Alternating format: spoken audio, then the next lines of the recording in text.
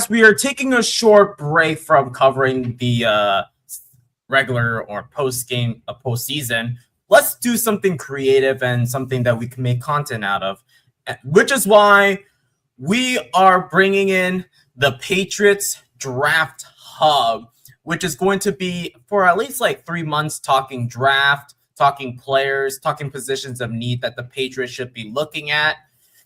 This is your one-way stop to look at some draft, talking about players, talking about like positions in the Patriots Draft Hub. What's up, everybody? And welcome back to the first edition of Patriots Draft Hub presented by Patriots Clubhouse. I am your host, Dow, aka DTN, and I got my draft and college specialist with me, Thomas, Tyler. How are you boys doing?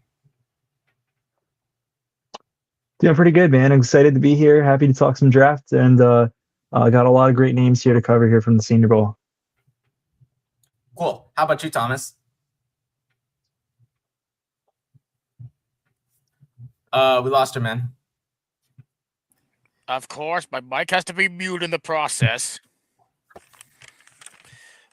As I was trying to say here, looking forward to talk. It's a decent day today. Looking forward to wanting to talk about the freaking draft college kids. But there's one name in particular I have on this piece of paper here that I cannot wait to discuss. Unfortunately enough, last minute he decides to show up. Mr. M16 Patriots Nation, aka Nelson. Nelson, how are you doing? Hopefully the Wi-Fi is not like being all iffy and stuff. What's up, man? What's going on, guys? What's up, man? My dude. I'm good. Mr. Thomas, what's going on? Good time to first meet you. Yeah, nice to meet you too, man. All right. So what have I missed so far? Oh, we just got started. How was the K-pop concert? It was interesting. This way, man. It was very interesting. I can say that. But as long as the girls love it, that's all that matters. Absolutely. Yeah, definitely. Nice to have the fun, to have some like me time. But Tyler, I hate you. Why? What'd I do? Because you were too much on the head when it came down to Kyle Lewis. When I saw that boy play, when I saw him play in that Senior Bowl with Rodriguez next to him, that was just ugly. I told you nobody could come across that middle with them two. I told you he was just everybody was so high on Deontay Lawson to start the year. He's not even in the Senior Bowl, so don't worry about looking him up for this segment or anything, guys. But he constantly was overshadowed by Lawson. Kyle Lewis, I thought, was doing everything that he does 20 times better. I was like, why is nobody talking about Kyle Lewis, but they're praising Lawson? Didn't make sense to me. And now I'm glad he's getting to show it at the Senior Bowl. True, because Lawson hasn't really shown much throughout the year anyway. Yeah, exactly. Still kept getting second round grades and all that stuff. Right there in front of the Yep. I'll let you get it for a second, Nelson. By the way, oh, sorry. Yeah.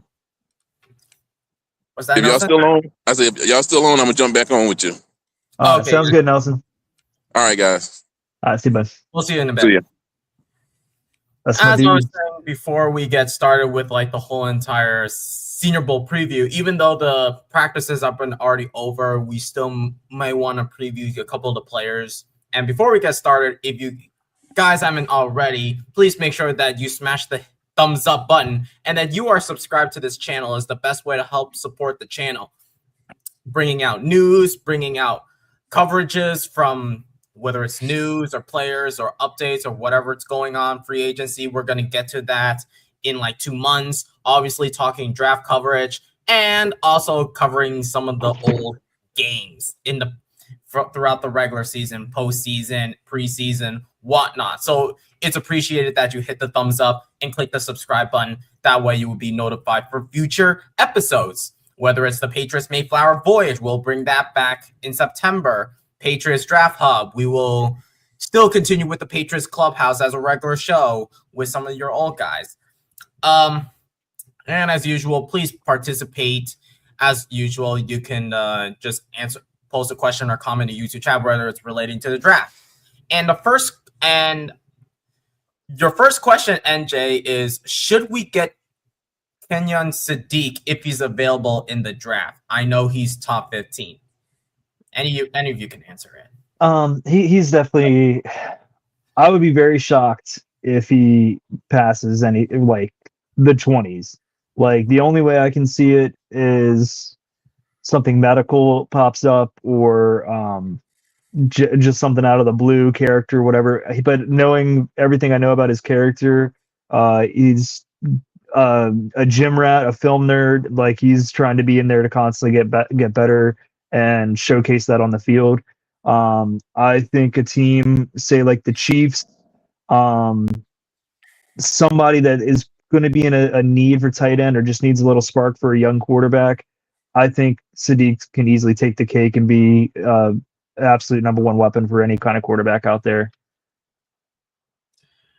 For me personally, I would say that I would definitely take best player available. At the same time, I would look more into like positions of need at the same time. So like if there's like if Iona's available, obviously our Mason Thomas is going to be available.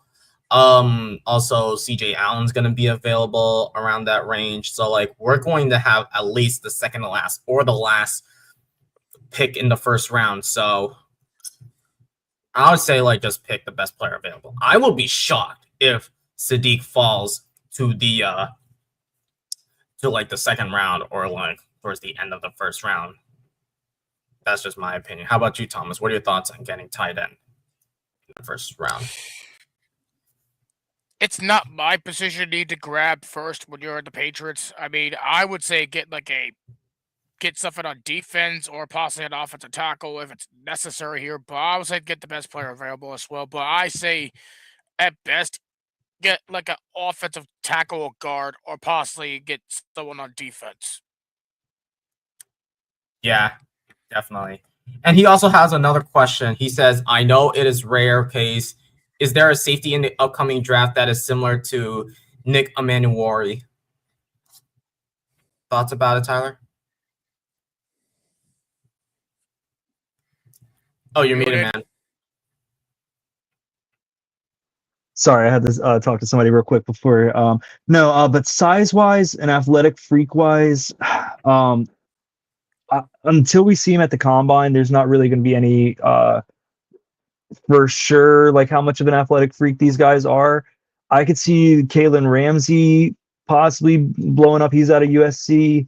I think it's going to be more of a mental and like actual skill at the position type safety class because there's a lot of great guys in there.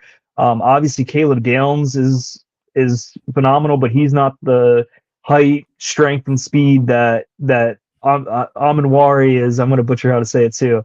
But as our soon-to-be opponent here in the Super Bowl.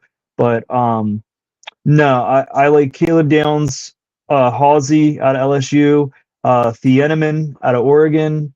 There was a guy I really liked, Rod Moore, but he's actually returning back to Michigan. He's taking his 6th year, which is very disappointing. I was hoping we could get a look at him. But other than that, I think it's a good safety class and just nobody probably that freakishly athletic as him until we see at the combine. Appreciate the questions, NJ. If you have more, you can post them in the chat. But let's get to the main subject of the show, and that is the Senior Bowl preview. And we're going to talk about like positions of need. We're going to talk about like players that stood out, and then there are players that disappointed in the Senior Bowl as we prepare for the big moment, since obviously before the Senior Bowl, usually there's going to be at least like 3 days worth of practices. So I want to ask you, Tyler, what is the Senior Bowl and why is the Senior Bowl essential for the NFL draft process? So the Senior Bowl is really important for teams to get to know the players that are there. It's a great aspect for GMs, coaches to be able to just come down to Alabama and get to watch these guys do what they are here to do or hopefully do for their team, and that's play football. You get to watch them in live reps. But then in between practices, after they get off the field, they have, I think, 10 to 15 minute, maybe even less than that, increments that they actually get to sit and talk with each prospect, get to know them. Not every one of these guys is going to be at the combine. So this is a good shot for them to check some boxes. Are they a personality fit? What do they know about this type of scheme that we run? And if they have any awareness of that, or would this be completely, I don't know, I just go out and play ball type kind of personalities. A lot of people kind of complain when they see these clips of guys at the Senior Bowl and they're like, all they're doing is just practicing. That's exactly what you're trying to see out of these guys. How do they practice? How do they also take coaching? Because they're not just doing reps just to do reps. There's coaches that are there at these events trying to tell you, hey, I want you to do this style of B block, or I want to see you run this type of route. I want to see how you can use your hands to get past this tackle. You're lining these guys up against each other to create the ultimate form of competition. And not only is it just for these guys to showcase their skills, but a lot of times too, I've found out that some of these guys are also helping each other get better. So if a corner's covering a receiver, and a receiver has maybe a year extra of experience, or wants to give them a tip, they can do that as well to each other to help improve their game.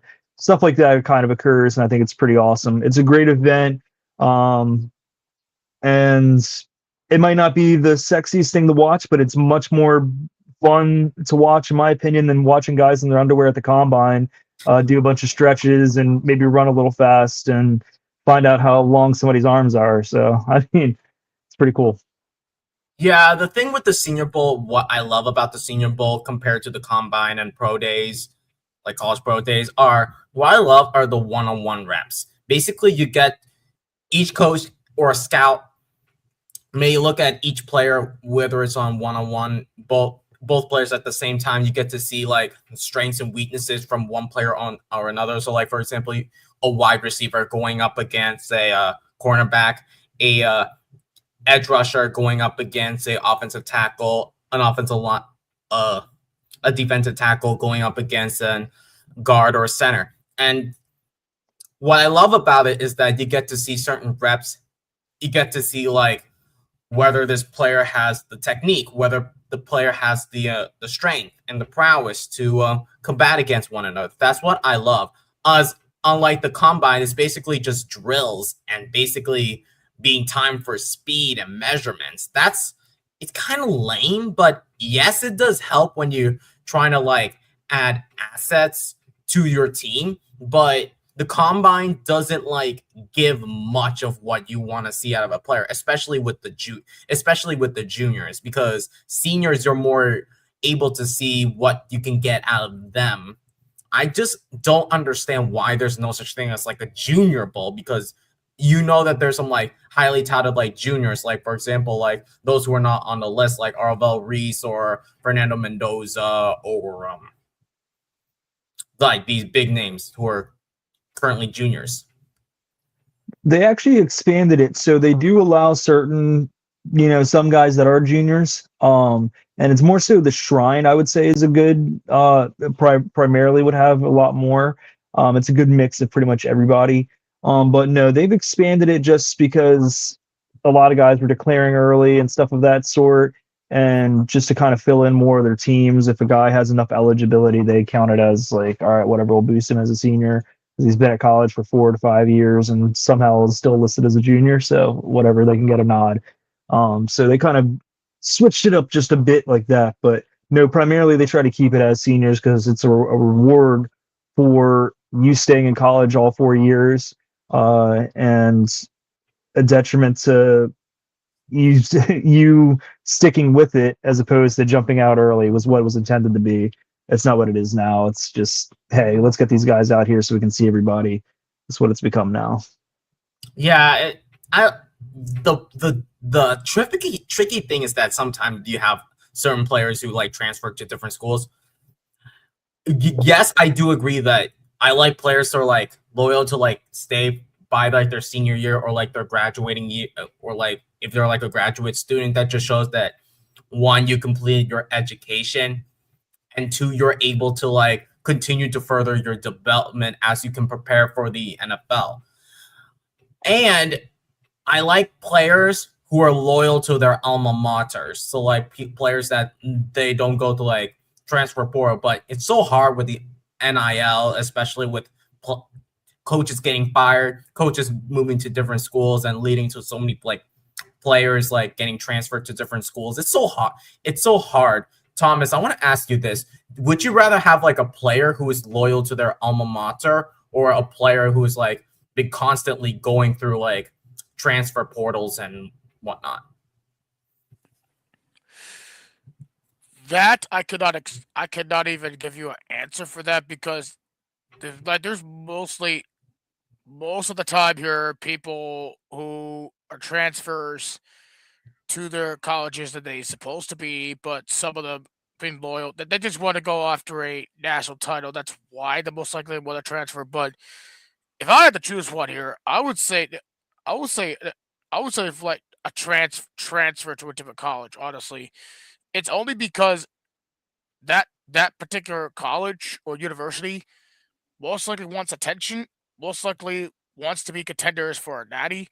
But some of the times the players who want to stay at college where they're supposed to be, like for example, this player wants to stay at Indiana, if this player wants to stay at Ohio State, or most likely stay at like a small college like Maine, the University of Maine, or possibly yada yada. They just want to put up stats just to prove the scouts what they were looking at here. But for that, I don't have an answer for that question in particular. Yeah, it's kind of hard, especially that players who are it's the NIL has been ruining like the transfer portal of itself. Like it's tough to keep track of everybody too. Like you have to really like be dialed in and watching and observing these guys to be like, oh yeah, I remember this guy was at Ball State a year ago, or this guy also went to Colorado. Like you constantly got to be on your toes for where these guys were previously. And really locked in on that. Unfortunately, it kind of sucks, but players got to do what they got to do.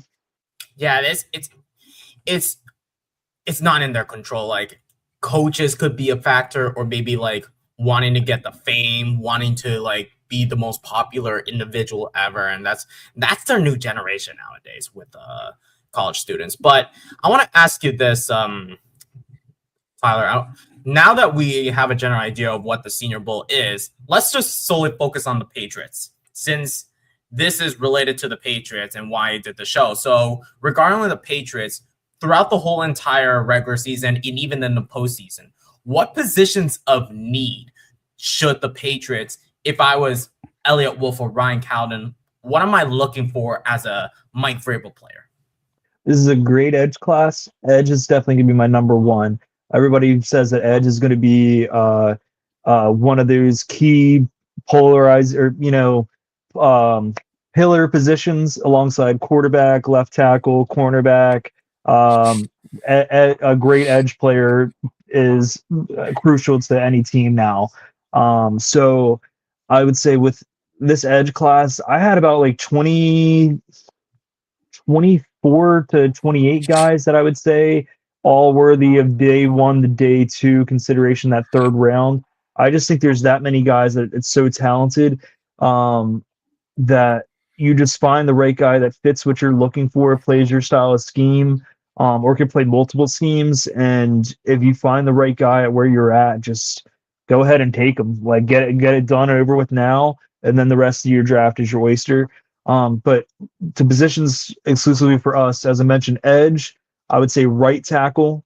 There's a few good ones that are here at the Senior Bowl. I would say linebacker, somebody that can handle coverage really well. Stay neck and neck with a tight end, receiver, running back that's up the middle. I'd also look at left guard, or even just additional guard depth. And then obviously it'd be nice to just get a big body receiver as well too. Wouldn't hurt to also look at corners as well. But Carlton Davis has been really coming into his own throughout this postseason, so it's kind of tough to say.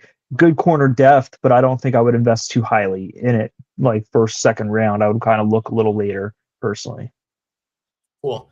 Any other positions that the positions might be looking for, Thomas? I still think offensive line because honestly, normally our O line has been improved this season, but at the same time, we have injury concerns throughout the season when it comes to our line, including Campbell, including Wilson. We need somebody on the O line, the O line depth, like what Tyler said. We need like guard depth or something like that here. It's something that we need here. But if I was the Patriots, I'm sorry, I would go find some depth on the cornerback position because most of the corners we have is completely banged up. And like I said for the previous like show when I discussed about Carlton Davis and freaking Gonzalez always get hurt here. We need like corner depth. Honestly, if we don't have corner depth here, what if Carlton Davis get injured is out for the season? Same with freaking Gonzalez. I would just go after corner if you need some depth. Yeah, it's to be said for every position though. That's the only thing I can think of it. I don't think. I hate to say it, and I'm not trying to downplay this, but I would just say with how much money you've invested and you're about to invest with Gonzalez and how much you've invested with Carlton Davis already, I just personally I can't justify in the first 3 rounds taking a corner, if that makes sense, positional value wise. I think a guy at like where we had just drafted oh my god, Craig Woodson, where we did like in the 4th round, beginning of 4th round, early day 3. Cool with me. I think the first 3 rounds, we just got to hammer home the real deal needs. But Woodson's a safety, not corner. Oh yeah, no, I'm just saying like the area where we got him, like because it just early day 3, knock it out because you can get good corners throughout really anywhere in the draft. There's even guys in the 6th round that have come into their own and have done well at corner. You just got to find the right guy that fits what you're doing. A lot of these small school guys, that's kind of where you find some that just really blow up and make a difference for your team. Yeah, if I were the Patriots, like corner, yeah, I would not invest corner in like the first 3 rounds or for the first 2 days, or you say. I would start looking into corner by like the 5th round or maybe the 6th round. And when I'm looking for a corner, I don't want like some small guy like Marcus Jones. Sorry, Marcus Jones. I would rather look for like a taller guy, like someone who is like at least 5'11" or 6 foot, like something like tall. For me personally, yes, I do agree on edge rusher because we are like it's not too bad, but it would be better if we can apply more pressure on sacks. For me, well, yes, also consider looking into right tackle. I would look into right tackle on day 2, not so much on day 1, because I feel like edge rusher is more of like a huge need for the defense. I'm okay if we can like double up on edge rusher because because Landry is, I don't know what his situation is with his knee. Chason is currently on his 1-year deal, but all of this will depend on how free agency is going to be. The one position, yes, I think getting a big body wide receiver could be interesting, but I would not look into it within like the first 2 days. And maybe like day 3, I can look into like a big wide receiver. Why are you shaking your head, Thomas? I don't see us get a receiver most likely in the draft. Most likely we could fetch one in free agency. In my opinion, in my eyes, I just don't see us get a receiver. I don't know what the receiver class looks like besides Jacoby Leonard, yada yada. But I think it's pretty to me, decent. I say free agency is the best bet for receiver. I just don't see us. And then don't see us get a receiver in the draft. We shall see. The other position maybe we can look forward to is tight end because 1, Austin Hooper is hitting free agency. 2, Hunter Henry's getting old. 3, you don't know what the depth is like because CJ Dupree, he's not it. And I feel like we haven't hit when we hit Jaheim Bell, he did not fit as a tight end to me. He's more like an H-back. He's more like he's more like your jack of all trades, but I would not consider Jaheim Bell to be a tight end. First, I haven't heard a word from Jaheim Bell, but he was more like a Chiga Okonkwo type tight end, where it's like he's supposed to be able to do exactly that. You can attempt to throw him at halfback or throw a different type of scheme with him, and he'll figure it out. It just wasn't feasible for last year's Alex Van Pelt's offense, and so what we were trying to do here, he was 6'2", he wasn't that big, that strong. He was just kind of his own little bubble, and it just wasn't a fit. And I think there's plenty of guys in this class, this tight end class, that can fit whatever area that they're looking for. If they want a big guy, if they want a meaty blocker, if they want just whatever they can find, they'll get it. A possession like tight end, they'll be able to find whatever they're looking for. And also, they can look into free agency. Like, you got a couple of like young tight ends, like Kyle Pitts. I don't see him like coming to us. Maybe look into like I'm not a huge fan of Noah Fant. I maybe look into don't say it. Isaiah Likely. Oh, I knew you were gonna say it. I hate him. Or you can look into his other buddy, Charlie Kohler, who was also with the Baltimore Ravens. Mm-hmm. I like Charlie Kohler. But yeah, other than that, you can also tight end. I would rather get like a homegrown tight end, like your typical Gronks and your typical. I'm not gonna say his name because of like whatever. Unfortunately, we failed to hit on tight end like ever since Gronk like moved to the Buccaneers or retired. Like we tried with Dalton. Devin Asiasi and Dalton Keene. Oh my god. Yeah, that was a good flop from Bill, but that was a horrible. We could have gone. I was so hype on those guys too. That was really before I was really diving too much into the draft. But I was like, oh, Dalton Keene, I'm gonna get his jersey. Thank God I didn't forget his jersey. But, no, neither did I. And he's more of a fullback, so right. But apparently he's still in the league. Apparently, I don't even know what team he's on, but apparently I saw he was on somebody's IR, so he's floating around. Good for him. Also, obvious. Yes. Also, another position of need. Obviously, edge rusher and offensive lineman are number one. Linebacker is definitely going to be something to look out for because one, Gibbons is going to hit free agency. Two, you don't know what you're going to do with Spillane, considering that he just suffered an injury again, and he's getting up and he's already in his 30s. So you need youth, and you also need like the smarts at linebacker. You need someone who's good in coverage, and unfortunately, we have regressed at linebacker. Unfortunately, yes, with Spillane, he has been. The coverage has been great with the linebackers, but I feel like when it comes to our linebacker room, it's just not there. And plus, I don't trust Tobai whatsoever. Right. Yeah. Also, what a word Asiasi is. He's free agency, and the previous team he was in was 2022, 2024 with Cincinnati. I'm not kidding. Dalton Keene, I think, was on the Texans last I checked. But I think he went to their IR. That was like the last time I saw him. He could have jumped to another team. So if anybody's in the chat or whatever, if you know where he's at, please. I have no idea. Okay, I think it was released in November.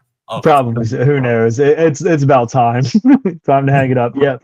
Yeah, Keene was on the Texans, but Eric's saying. Yep. But I think we can get started with like the positions or players that. Let's start with the players that stood out in the free agent. No, let's just start focusing on like players who stood out and based off positions of need. For example, edge rusher, linebacker, and offensive lineman in particularly. Let's start with before we get to all of these. Let's start with like some of the players who have been falling out that I've never heard of. I can start with you, Thomas. Like, there has been rumblings about like 5'11" out of John Carroll, Tyron Montgomery III. For some reason, he has been balling out. I saw a rep of him blowing cornerback Chris Johnson out of San Diego State. For those who don't know who Tyron Montgomery is, mind telling the audience his stats and how he has been balling out with the I don't know which side it is, whether it's national or American. So yes. So yeah, he's a D3 standout out of John Carroll University, which I have no idea what the hell that is. But so he only had two small school out of Ohio. He only has two. Thank you. So he's only played 2 stints with this team, but his second year standout. So his first season, 57 catches for 1,071 yards and 17 touchdowns, which is all right for his first season. Second year, and actually in 2024, he is the first team All Ohio Athletic Conference honors. Then this season, which is his final season with this team, 119 catches, 1,528 yards, and 15 touchdowns. And he led the John Carroll Blue Streaks. Yes, John Carroll's mascot is the Blue Streaks. I literally just found out just now. He led the Blue Streaks to a 12-2 record and appearance to the D3 semifinals in the playoffs. Named a D3 All-American for his amazing, outstanding performance. And in total, 32 touchdowns, 176 catches for 2,599 yards, almost 2,600. And the only thing I know is he didn't play football until 21. He's been a walk-on into LSU in basketball. Then when he turned 21, he started to play football. He's a walk-on at Houston. Then he went to Nichols College, but that didn't stand out well. So he went to John Carroll University, where he got his name, got put the name on the map. So, and when I look through, he's a small school sleeper for this year's draft. I'm pretty sure that most likely he's going to be around a late day 2 or late day 3 draft pick. I would not be shocked if he's going to be an undrafted free agent. Granted, like you don't see players from D3 schools getting drafted. You most likely see them being undrafted or being like in the 7th round.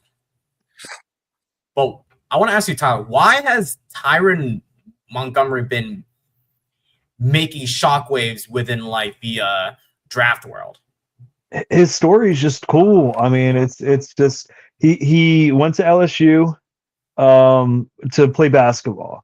He had to try to walk on. His mom got sick during the COVID year. So I don't know what exactly her ailment was. If it was related to that or not. So he returned home. His brother was a high school quarterback. He needed somebody to throw routes to keep him in shape while, they can't play football.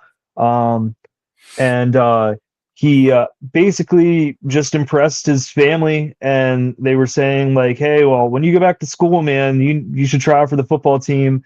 He tried out, I guess somehow, some way he landed at John Carroll, tried out for the football team, got the job and hasn't turned back. And he's his work ethic, his obvious play style with all the stats that Thomas just listed out were a lot of reasons why Senior Bowl added him as a late addition. It was a situation, I think somebody backed out. He was the next man on their list. He accepted the invite, and he's making the most out of this opportunity. Yeah, that's the thing. And for some reason, I know it's not showing up in the comments right now, but it's showing up in the YouTube chat through my other account. And Eric says that reminds me of Kyle Duggar. Dude came out of nowhere, and Bill scooped him up in the 2nd round. So the only difference with the Kyle Duggar situation was he was already getting talked about, like, even prior to the Senior Bowl. But Senior Bowl definitely like solidified him to everybody else. I think Kyle Duggar's height and versatility of how he played, he wasn't just a safety, he was kick returner. They threw him at linebacker, needed him at corner. Wherever they threw Kyle Duggar, he played for him. And he didn't really get to do all of that when he came here, but he still was a decent player for most of the time he was here with us. Yeah, that makes sense. That makes sense. But let's get to like some of the names that we already know who has been balling out. Like, for example, let's start off with your guy Kyle Lewis, Tyler. Yeah. I know that Kyle Lewis, like everybody. Before I get to Kyle Lewis, there's one other aspect that I love about the Senior Bowl that no one talks about is interviews. Why, Tyler, are interviews so important outside of scouts focusing on like the talent from a player? Are you referring to like GMs interviewing them, or are you referring to like No, like there's actual reporters and stuff that are there? Well, when the players talk to the media. So I guess it's good to see media training and see like how if this guy was to be on my team, is he going to be like cocky, arrogant, kind of a douche canoe, or is he going to be like respectful, like gives like good energy, answers the questions like a way a team would, kind of thing. It's kind of in a way a test to kind of review how these guys act when they're in front of cameras, which isn't always. Some guys are just cocky and cool, ready to go and flaunt their stuff. Other guys are like, I got to be better. I want to be better for this team. I'm ready to showcase or make the most out of this opportunity. They're kind of like filtering answers for at least like a team. If I were to like be a scout and want to see what these guys say outside of the time that I'm talking to them, how do they act when a camera's in front of them? Yeah, and usually like players like they always go off and saying like for example, if you're an offensive lineman, they're like, if coach asks me to do something, I'll do it freely. And sometimes like it doesn't translate into the on the field, and that's what I don't like with like current like younger players nowadays, when they think that they're this tough shit, and then you know that it doesn't look well for your resume. So let's talk. And the reason why we're talking Kyle Lewis is, yes, we know Kyle Lewis has been one of the most underrated linebackers and for his coverage. But what stood out to me is when I saw an interview with Dan Mitchell, who is obviously a Buffalo Bills fan and also one of the founders of the AFC of the Roundtable Sports.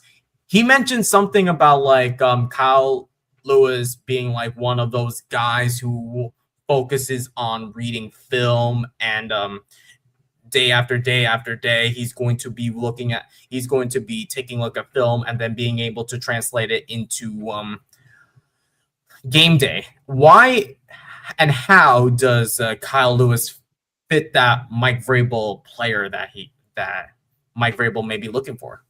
How long do you have? All right. So the reason I asked that is when I first watched him, I saw him a year ago, and I thought like, all right, cool. Like this guy's really impressed me from the game I watched. I remember watching Pitt versus somebody out of the SEC. And I just remember 9 kept sticking out to me. I'm like, who the hell is this dude? He's all over the field. I'm watching cover guys. He's always breaking up the plays. He was everywhere throughout that game.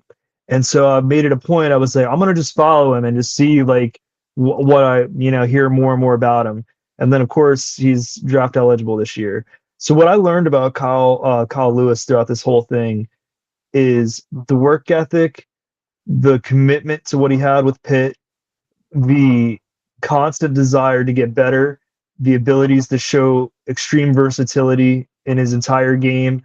Wherever you need him to be, whatever you want him to do, he's going to do it for you, and he's going to do it to a level that exceeds your expectations.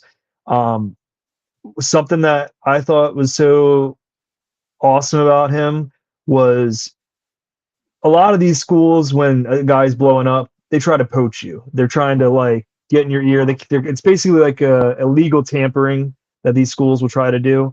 So supposedly there's a lot of schools that were trying to get him to hit the transfer portal.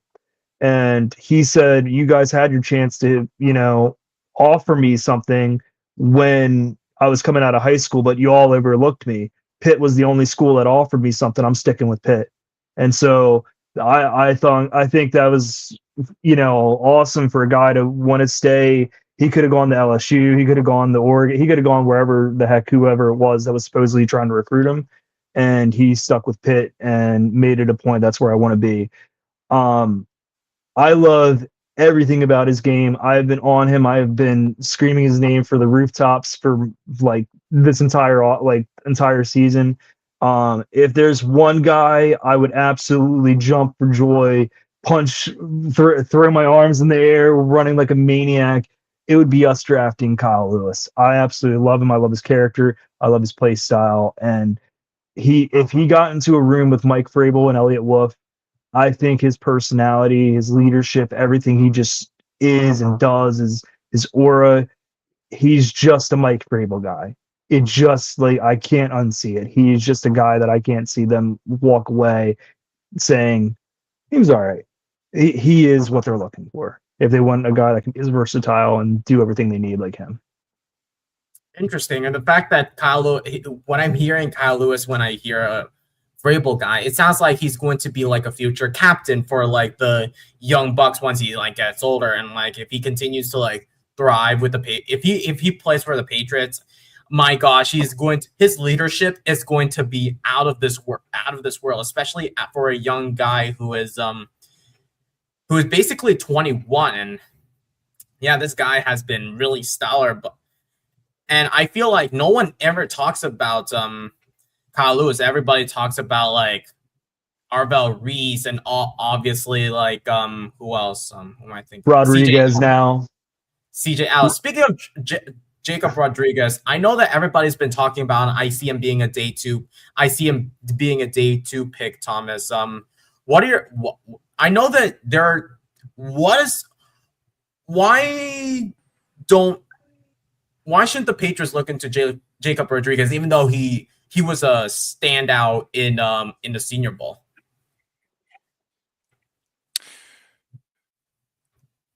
I mean, because Jacob Rodriguez, like, even though he's not what although he's like barely there, that he's been learning that defensive position for like 2 seasons now, I'm pretty sure. But most people like Rodriguez because the way he's been playing the position. Like, I know it's only 2 years at this point at linebacker, but the dude has been relentless. Like, he's quick. He's versatile. For the guy that huge, I mean, if you've not seen Rodriguez play football, then you must be lived under a rock. When you saw him against look at what watch him when he played against what is it? Watch him against BYU. The first meeting with BYU, when he go through the A and B gap and go after Bear Buckmeyer, I'm pretty sure that quarterback's name is for BYU. He's quick. He's really quick out of the gap. That is why this is something that the Patriots need to keep an eye on here, because we don't have like guys that is like could get out of the A, B, C, D gap quick enough here for what our guys can do.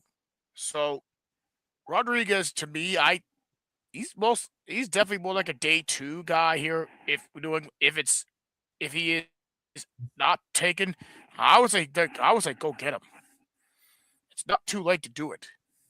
We could double up on linebacker, get Lewis and Rodriguez, and be a scary duo. And that means that that begs the question if they're going to resign Gibbons though, or cut to buy, or what you do with Spillane. Granted that Spillane is your captain, he's been your play caller, but they got Spillane long term anyway. They have him, I think, for 2 more years. That is true. But there is one other player we want to get to, and then we'll get into offense, and that is Bryce Boyker. And I can't even butcher his last name. What I do know is that Oregon produces a lot of talented players. When you talk about like Patrick Chung, when you talk about Christian Gonzalez, when you talk about we have a couple at least like Oregon players from the Patriots. How is Bryce Boyker one of the most underrated linebackers, and could he possibly hit day 2, or he's more of like your early or late day 3 pick? Unfortunately, I think he's going to be a day 3, which ultimately, I think it's just a lack of certain areas of his game he could be better, such as like pass coverage. But what I think a team is going to fall in love with is his personality, his leadership. He was basically Oregon's enforcer. He was their run game. If anybody somehow got past their D line, he's the guy making the tackle. He was very good at pass rush and the opportunities he had with it. I think his coverage ability just needs improvement. So in terms for us, like if we wanted to replace Tavai, I think he'd be a good option in that regard. Maybe hopefully he can work on his coverage ability through us.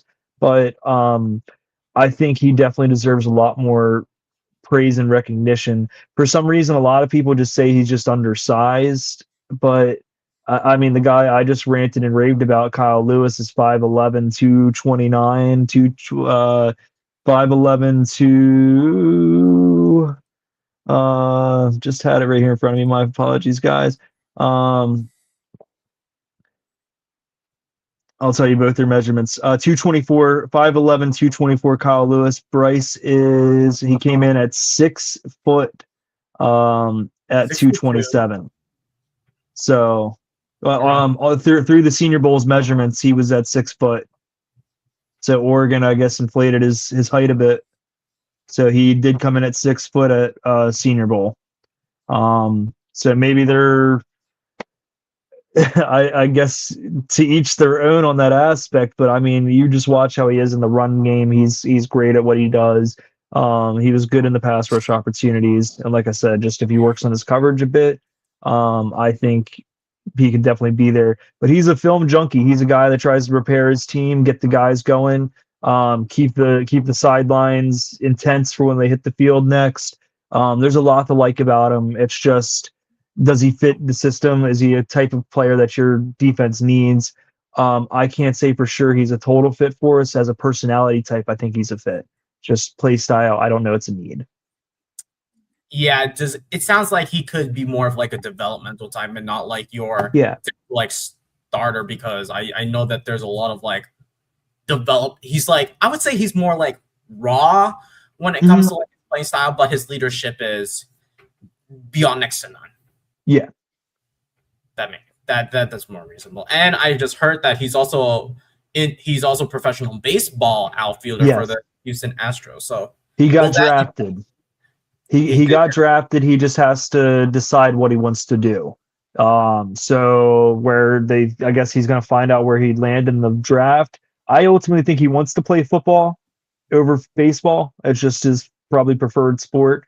But if he's going to have a longer career in baseball, he's going to do baseball. Reasonable enough. So were there like any duds that you saw from this linebacker crew? Like obviously like Rodriguez and who else? Lewis have been balling out, but were there like any duds that you saw throughout the practices, or not much you got from nothing really stood out to me as anybody was struggling or awful, really. I think everybody kind of played their part. They just didn't, really break ground of excitement. This guy, Scooby Williams, out of Texas A&M, was also very impressive. He kind of can be an edge. He can be wherever you really want him to be at linebacker. He handled coverage well, and he was a really good interview from a lot of the things I was hearing. So he's somebody to keep in mind. The two TCU guys were interesting. They're kind of different flavors. One's more on the power side. One's more on meaning like against the run. The other's better in coverage.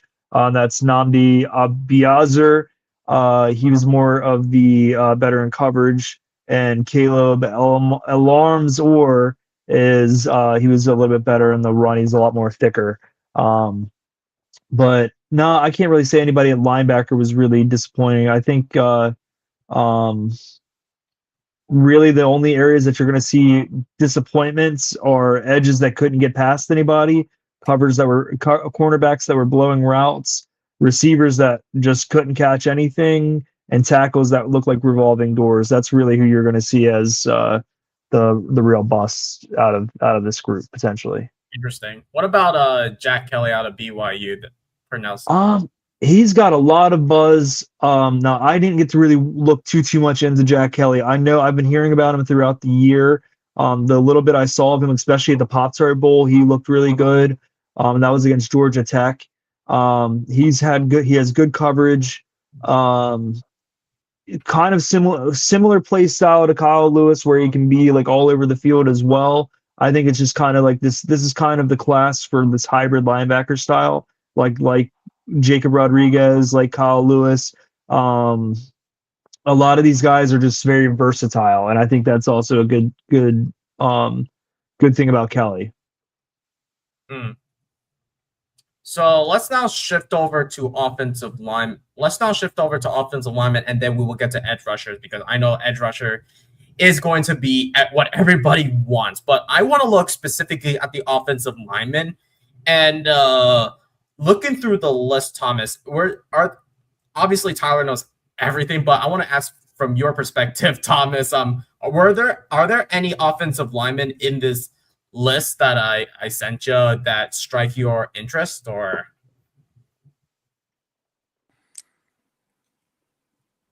not exactly. The only one come to my mind is the only lineman I know out of this list is Brailsford from Alabama. I don't know what he is. He was a center, can play guard too.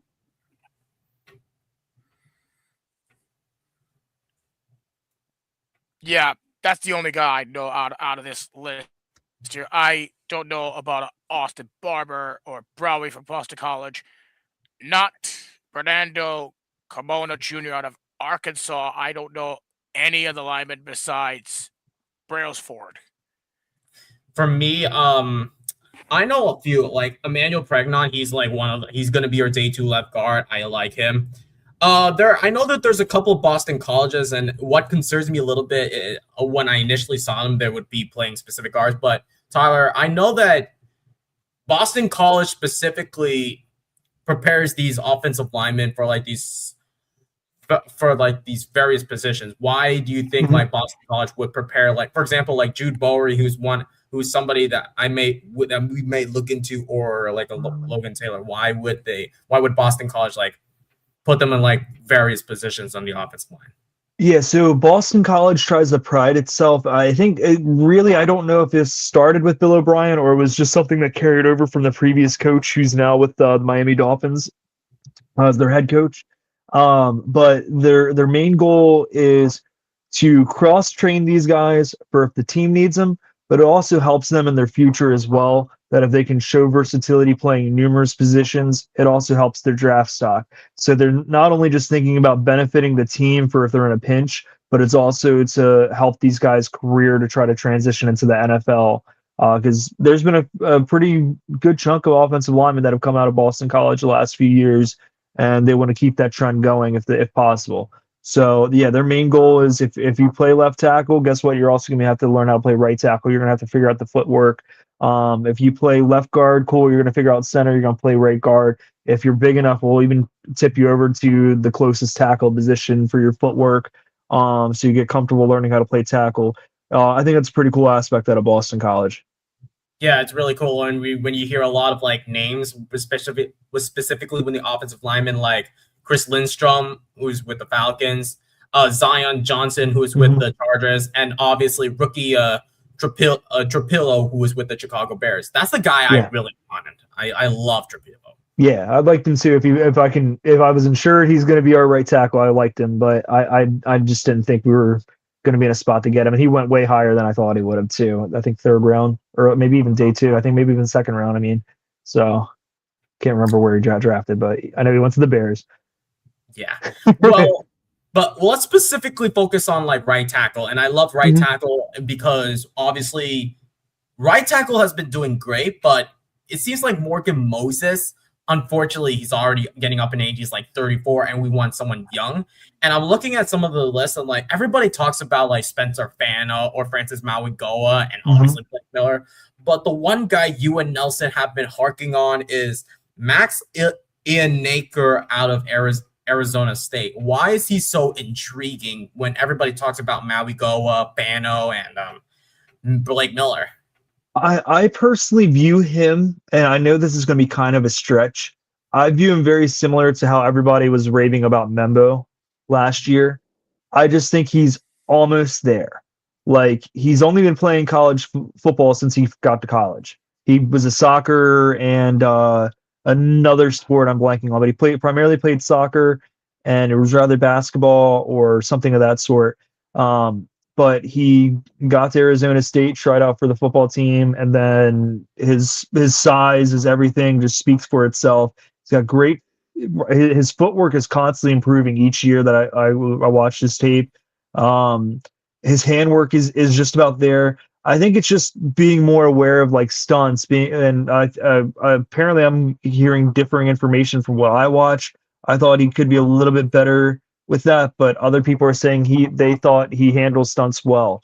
So I guess I need to rather review a little further there. But besides the point, no, I've been really intrigued with him for a couple months now, and I think he'd be a great consideration. While we're here, why don't I just go through like the other right tackles here? Besides Max Iyenneker, I believe is the pronunciation. He's definitely a good developmental, worth the upside to stay behind Moses. Other guys to consider for that too, that primarily played right tackle.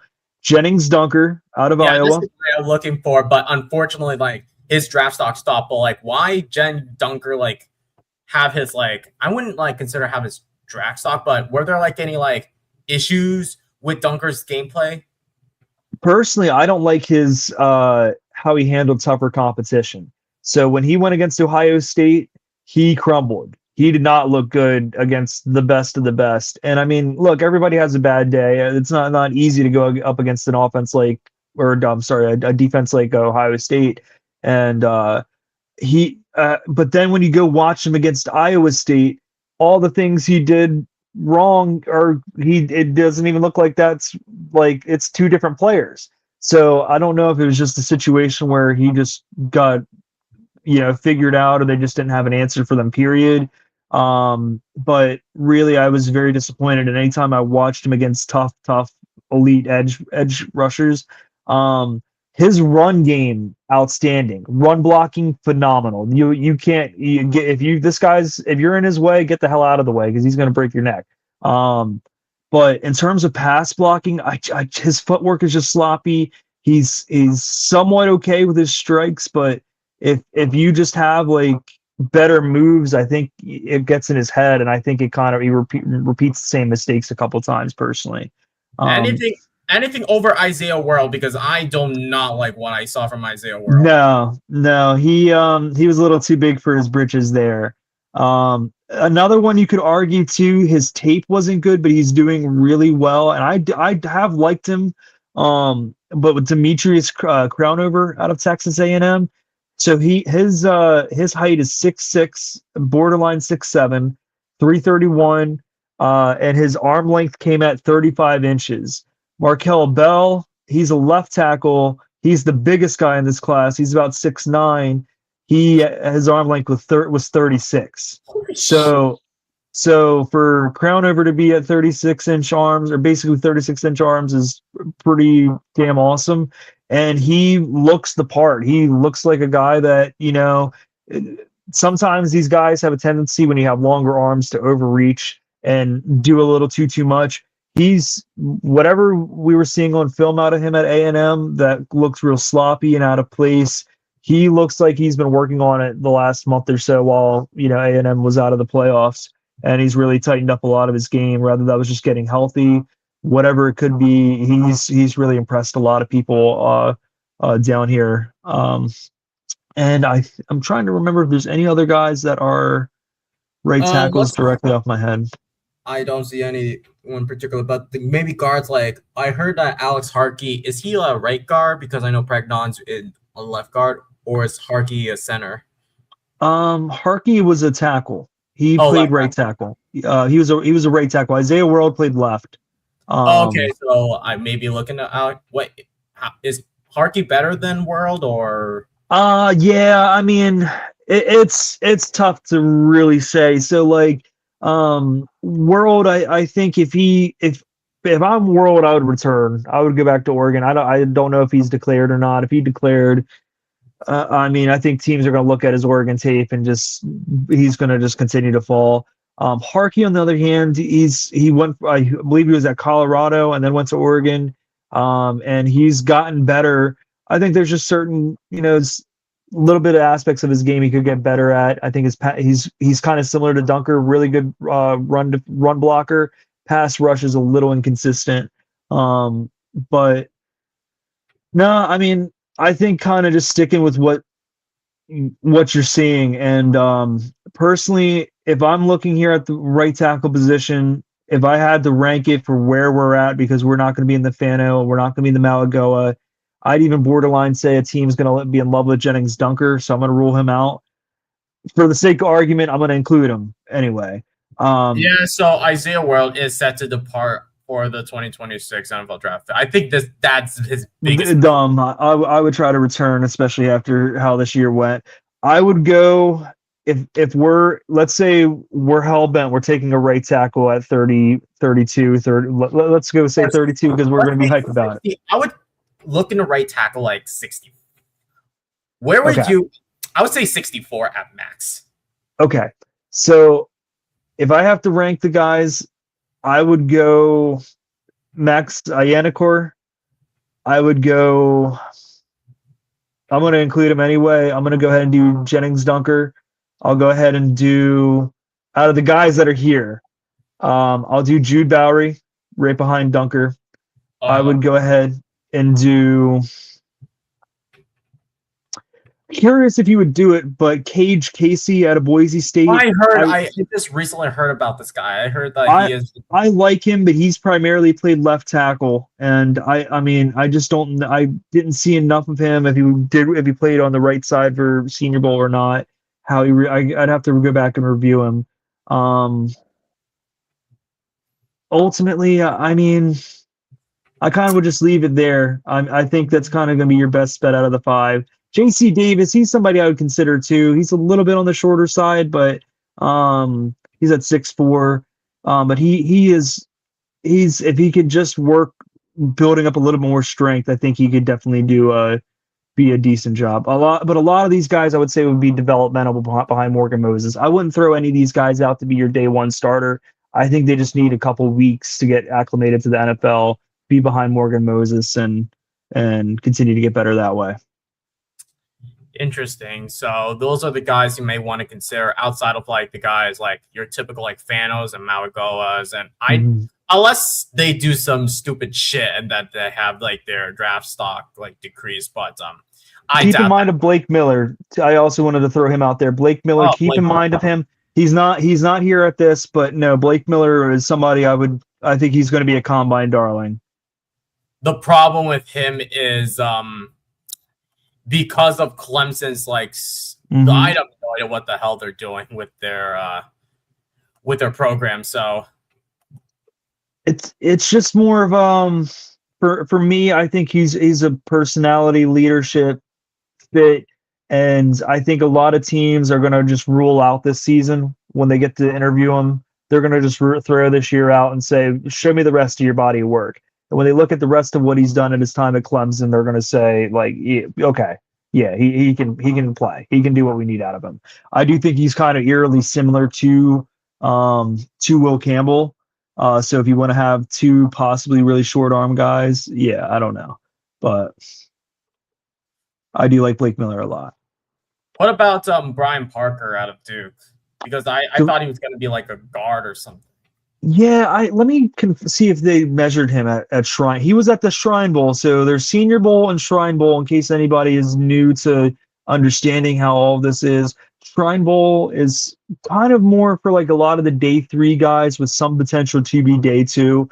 The highest profile player they got for Shrine Bowl the last few years was they had Zay Flowers. They also just had Shador Sanders, who didn't even participate. So that kind of goes to show about that.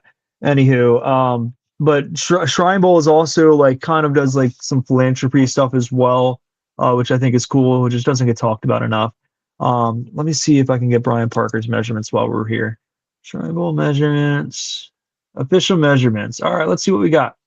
So the important part is the arm length, because last time you told me in the chat, like, he has like the 31 inches. Yeah. That was my big concern. I need to see, because you can also, which is really crappy, you can also opt out and say, I don't want to be measured, which if I'm a team and somebody says that, like, what are you hiding? You know what I mean? So yeah. That would be kind of bad. All right, let's see here. What we got? That would look bad for the player. I finally got a legit site, because the other one was trying to make me pay for shit. I ain't doing all that. Ain't nobody got time for that. All right, come on, man. You just had it. I'm not paying just to find out how long this guy's arms are. All right, come on. It's just loading. You'd think just a quick Google search would. Come on, man. We just had it.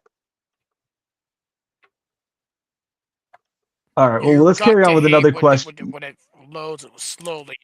Carry on with another question for Thomas real quick. I'm going to ask you. Oh, sorry, Thomas. Sorry to bore you, but maybe let's transition to edge rushers. Like, any edge rushers that like strike your interest, or any edge rushers that you think that the Patriots might be looking for? I've got it.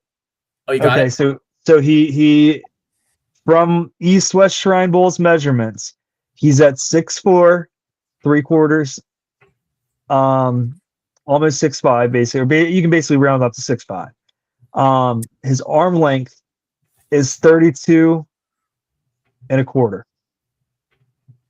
So shorter than Will Campbell, but Will Campbell, that's crazy. So we got more of a T-Rex. Yeah, I mean, but there's worse. There was a guy last year that played left tackle for West Virginia. He was at 31. Wyatt Millam. I don't even know where he was. I can't remember where he went to, but yeah, Wyatt was. He had very short arms. Yeah, he went to West Virginia, but anyway, that's Brian Parker. Yep. So, out of all the edge rushers, which is going to be the big topic, Thomas, any ones that are kind of like the obvious, and which ones that you might be interested that the Patriots might look into, outside of the ones that are obviously going to be like in the top 5 or 4? I mean, this might be a long shot, but I'm a huge fan of Vincent Anthony Jr. from Duke, because I watched some of the Duke games this season. I believe one game where they played, I think, Tulane, I'm pretty sure, or I can't remember. He made a huge impact on the edge spot, on the defense side of the ball. 21 sole tackles, 7 had sacks, 1 forced fumble. I know it's not that much, but he's a huge force to reckon with on the edge spot. I would see that, like, this is maybe a long shot here. I just believe New England should get somebody like Vincent Anthony Jr. from Duke. But if not, then I don't know. Obviously, I'm more of a R. Mason Thomas guy. But there are instances where I wanted Messidor, but the problem with Messidor is he's old. But then again, he's Bane's sidekick. Yeah. I heard that the problem with Bane is his arm length. Is that that's what they say? I personally, dude, if you can, here's my argument for a lot of it. If you can, they're going to say the same thing about Cassius Howell too. I mean, they're going to say it for almost all these guys. If it's going to be such a big issue for these guys, because look at Logan Fano at 32. These are the guys that got measured here at the Senior Bowl. 32 inches for most of these guys that I'm looking at. 32, 33. Like, it's just the lay of the land, you know? Like, it's just even some of these D linemen are sitting at 33, 31 is this guy Tim Keenan out of Alabama.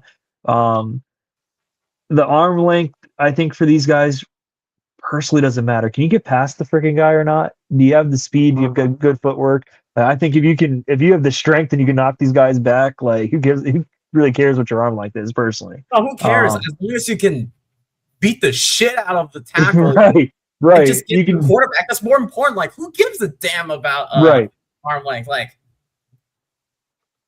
I mean, unless you're TJ Parker, who apparently swears by his arm length, and TJ Parker has looked really good.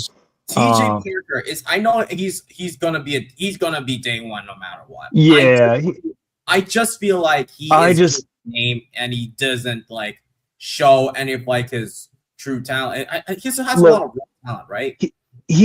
So he was so freaking good a year ago, and then this year, like everybody on Clemson sucks, and then it's like, but him and Peter Woods are both still in first round consideration.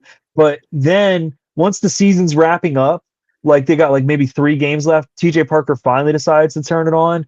And look, if we draft him, like, look, I'm gonna be cool about it because I know there's some stuff to his game. He's got a lot of potential, but did you just like say fuck it for the year, or like did you know what I mean? Like what happened that like even if I'm on a bad team, hey, I'm not going to let that ruin my draft stock. You know what I mean? I'm going to try to like play harder because of it.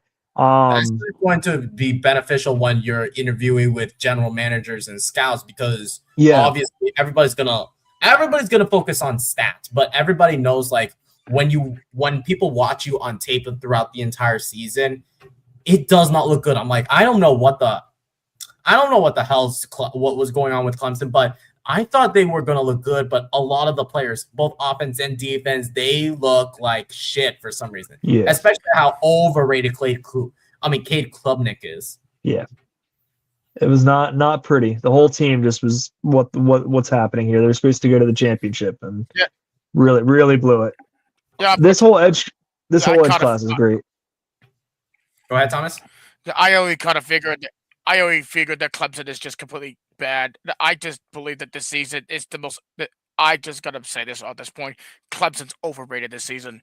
They literally tried to exceed expectations, but instead they failed expectations. And it all begins with the freaking offense. But they need to switch to QB position at this point. Because I'm sorry. Yeah.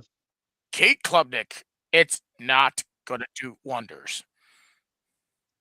And I'm sorry to say this, I'm sorry to say this. I love the who's the head coach again for Clemson again? Dabo Swinney. Swinney. Yeah, I love Dabo, but I think it's about time to move on from him and just go for a new coach. Right. And the problem with Dabo, they're not going to remove him because obviously they're going to be dedicated. I know that Clemson is more of like a Christian school, but that's going to be a big problem. But the obviously the one player I do not want to look into is LT Overton, even though he's definitely. I was about to bring him up. He's very look, I think he's similar in the Keon White vein, where it's like, what is he? Are we gonna move you inside? Are you an edge? And I just. He doesn't excite me. He doesn't move the needle. But like, look, if we drafted him, like, I'm not gonna poo-poo on the idea of it because like maybe Keon White just wasn't our guy, and it just wasn't going to fit with what Vrabel wanted. I just don't think they want that type of size and sluggishness for the position that we need. And I think there's stuff to his game, but in terms of us, I mean, I personally, I think I'd be a little disappointed unless, like I said, unless they would use him in a way that we were hoping we would use Keon White. That's the only way I would be excited about it. I'll run through this whole group of edge guys too, real quick for us too, if it'll help. He's going to be top 4 no matter what. Who is that? You said David Bailey? David Bailey, yeah. Oh yeah. I think wait till the combine. I think these guys are gonna drool all over him. I think I can even see him going above Bain.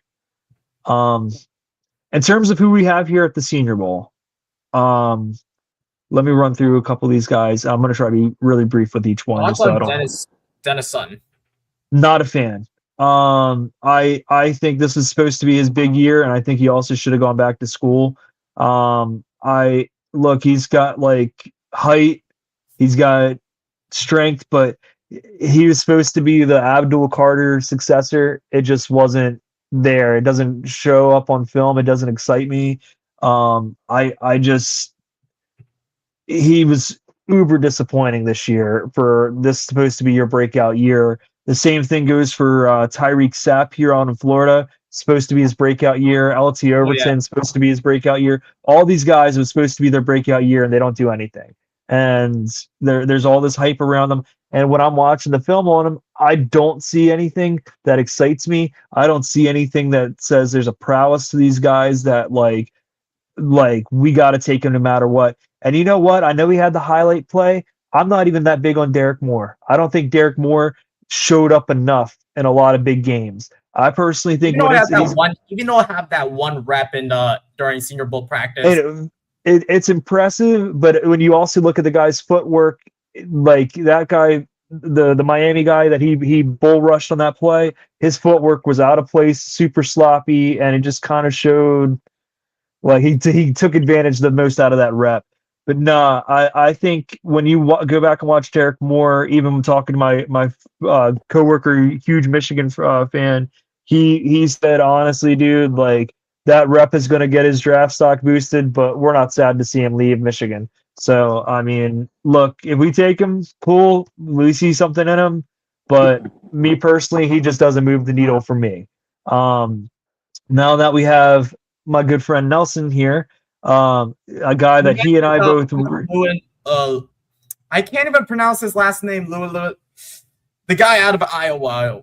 Max. Why is he that intriguing? So Max has become one of my late bloomers, if that makes any sense to people, because during the season he showed flashes, but it wasn't consistent. But he has the speed of TJ Watts. Mm-hmm. And he has this nasty spin move. He used it at the Senior Bowl this week that I just saw him. Yeah. And he made your boy Dunker look like he was a little child. Who we talk about here? This was Max Llewellyn out of Iowa. Yeah. When I say he made him look like a little child that day, the other day, he made him look like a child. He was mad as hell. Yeah. But he is somebody I think you can get him like the 5th or 6th round. Yeah. Because he's going to be one of the ones that's going to slip. Yeah. Yeah, I could see him more like a day 3 player. Like I did a lot of mock drafts, and when I saw that guy, I would assume that he's going to be more of like a day 3. He would be more of a day 3 pick. Yeah. So. No, I agree. The final guy I wanted to touch on, there's two, there's 3 guys. Gabe Yakis, Illinois, super impressive. If you watch him, like watch anything he does, dude, he's just outstanding. Super smart, great leader. I think he's somebody that we must he's also another one just like your boy Lewis, who just loves film breaking down. If he loses, and he hates to lose. If he loses a rep, he is in the doggone either right there in the film room the next day, figuring out what did I do wrong, what can I improve. That is the type of guy he is. He's definitely my favorite player, especially with that kind of attitude. What are your thoughts on Zion Young out of Missouri, who is touted to be more of like your day 2 pick? Do you want to take this one, Nelson, or do you want me? To me, he's inconsistent. He's still way too raw. I wish he would go back to school. He really don't have the eligibility for it. I don't think he has the eligibility. Does he have one more year? I don't think he do. Because if he had one more year, I would rather him go back to school to get better. He can't be a beast. He has all the talent in the world. And he's looked good at Senior Bowl, but I also he's at his final year of eligibility is what it says here. Okay. Because he transferred from Michigan State. That's right. He was at Michigan State. Then he went to Missouri. Yeah. Okay. And he's preparing for the draft. Yeah. And see, I feel like he'll be another Keon who has all the talent in the world, but just can't unlock it. I agree. And I think there's a lot of moments too when I've watched him that it feels like he does a lot of stuff right, but it's just not the right time. Like, Yeah. if that makes sense. So he'll hit a spin move, but it wasn't needed on that play because guess what? The running back went the complete other opposite end. Happened in one of the games I saw. It looks nice when he does it. Yeah. But like you didn't need to break it out, or like he'll do certain things at times where it's like the quarterback's already like left the pocket and like he's just trying a little too much, and like he shows good technique on film, but I don't think the execution has really been all there for me. I just think in terms of if we were to take him, there's a lot of developmental upside to him, but like, am I rushing him out there to be my day one edge? No, I don't think that'd be a move. In all honesty, Zion Young will be another Keon Swinson. Yeah. See how that's fair too. They're developing him right now, and that's all Zion will be with us. He'll be just like Braden, just another developmental person. Last guy on this list, just to say it, Romello Height. Look, I don't think he's having the best Senior Bowl, but like the film is there. Like what he's been, what he did this year, like he's doing this more of just let me get out there. And I'm also curious, is he just taking in the information of how they want him to play prior to this game? Because they're also teaching you a game plan to going into this game, because it is a game besides just these reps. And I'm curious if it's, let me take a step back and not, instead of trying to be flashy right now, let me actually execute that in a game. He might just be a player that I don't want to show what I'm doing, or maybe it's not about impressing people. It's just about, let me show you what I'll do when I get into the game, if he even plays the game. If he doesn't play the game, I'm really, really stupid even saying any of this. But no, Romello Height, what he did on film this year against opposite David Bailey, like, dude, he looked outstanding. He is a little bit on the older side. Yeah, but at the same time, Methodor about the same age. Yeah, for me personally, I take the guy with the experience if I know I'm getting a good 8 years out of him. If I'm getting good 8 years, whatever, I'll take it. Now, there's another one that's sleeping on. A lot of people have been sleeping on, and that's Logan Fano. Yeah, from Utah. Is he Spencer's brother? Yes. Yeah, I thought so. And that dude got length as well as speed, and he's another one that fits Vrabel's criteria. Yeah. Interesting. Okay, final guy, Ndame Tucker, Western Michigan. I need to really watch him. I just haven't gotten to it. Have you checked him out, Nelson? I watched a couple of his games, and in all honesty, he's still raw at it, but he is such a beast. Okay. But the only problem I have with that is when he's with better competition, he's not as explosive. He still gets to you, but he doesn't have that explosiveness that you want right away. Right. So I think he kind of needs a little bit more development in that point. Right. Makes sense. That's pretty much the edge class. Well, let's quickly get over to like two more positions, and I think that we can get to a bit with wide receiver. I know wide receiver is not bit much, but I want to give some Thomas like some moments. Like I know that obviously we want a big wide receiver, and some of the wide receivers that I want to look into, obviously Elijah Sarab, who is basically Mendoza's like sidekick whatsoever, and obviously Sarab is I think he's going to be a late first round pick and I think an early day 2 pick. And I know that Cooper is his sidekick along with Sarab. I want to ask you, Thomas, considering that we all four of us at least watched the CFP national championship, who would you look into getting Sarab, or maybe obviously your guy Jacoby Lane out of USC, or who is the one wide receiver that you may be looking to out of the entire wide receivers, including Tyron Montgomery that I just added into the list? Or really anybody throughout the entire draft, anybody that you can think of. Well, out of receivers we have here, I would see that. Like, I agree with Surratt, but like it depends on which team needs a receiver more at this point. But I really want to see us getting Jacoby Lane. But if we do need to do that, I have no idea what we're going to do to get Jacoby. But Surratt most likely is going to be the guy that's going to be more of a reliability. If I could put this right here, he is Mendoza's #1 target or sidekick, as what you call it here, Dow. But out of the receivers here, besides Jacoby Lane, which I'm personally a huge fan of Jacoby Lane because he's from my favorite college, USC. But most likely it's gonna be Surratt. I don't know any receiver out of this whole class that could hop I want aboard. Ted Hurst. Yeah, Ted Hurst has been a big name. I watch a lot of like interviews with Ted Hurst, and I think he's like one of those rising names. I could see him being. Go ahead. I've been high on Ted Hurst since last year. He has. Because I went to a couple of Georgia State games down here in Georgia, and he has impressed me throughout the time he's been here. And because I told Tyler about him, and I'm like, he should be that one that we get.